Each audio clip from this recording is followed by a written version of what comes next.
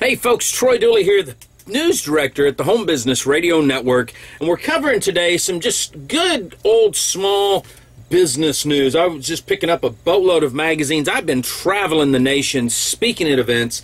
I just got Inc. magazine. This is actually, I think, the May edition. Yeah, right here, May 2012. There was a couple of things that caught my eye in this edition that I just want to point out. It says right here, how we did it. It's a family affair. Talks about Catherine and Georgioff Cook and my yearbook. You know, we all talk about social media and how it's rocking. My good friend Doug Fireball does a tremendous amount of training on this. I fly across the nation doing it.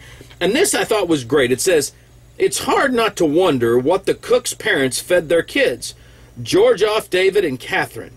Georgioff founded a business while attending Harvard, sold it in 2002 at the ripe age of 24. That inspired Catherine and Dave to launch My Yearbook, a social networking site for high school kids, in 2005. When the site based in New Hope, Pennsylvania took off, Georgioff stepped in as CEO. Dave spent the past 4 years at college in Colorado. He just recently returned. Last year, My Yearbook, one of the nation's 25 most trafficked websites, merged with Cupaza, a publicly traded company, for $100 million.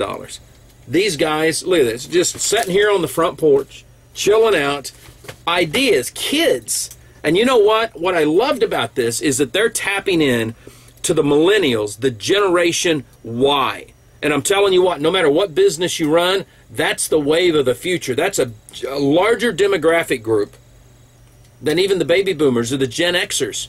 And some people will say, man, why should we get involved with them? They're a bunch of slackers. They just want to play games. I know in one of our other newscasts, we talk about the guy that just started the new gaming trucks that go around and kids play games. Listen, half these folks have been out fighting a war for us, and now they're coming home, and we need to put them to work. I just get excited about this, but here's this whole family that have kicked it up a notch, and they're making it happen.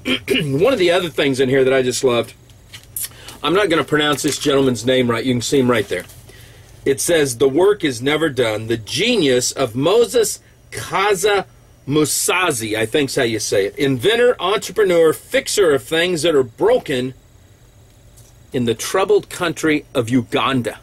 This is an entrepreneur, what I would call a home-based business entrepreneur.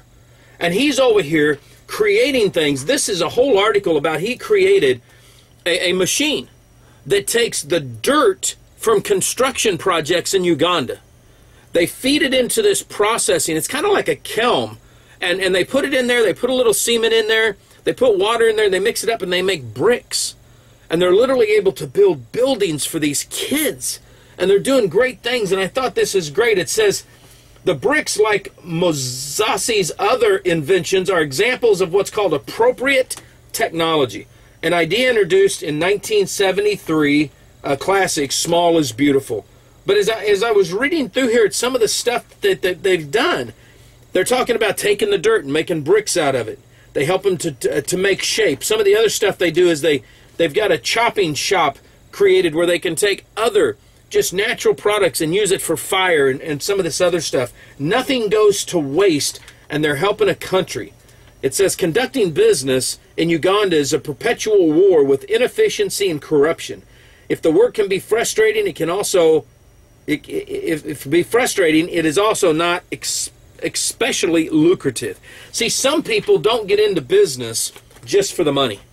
They get into business to change people's lives. This is the country of Uganda, not a place that we might think of as a big home-based entrepreneur place. But I'm telling you, we've got over 60 different countries, I think now, that listen to the Home Business Radio Network. If you've got a story that's breaking news, get it in here to us. Send it into the radio show. We will get it taken care of. We want to get you on the news. Folks, remember this. Live life like it's an epic adventure. Continue listening to the Home Business Radio Network, the voice in positive powered radio.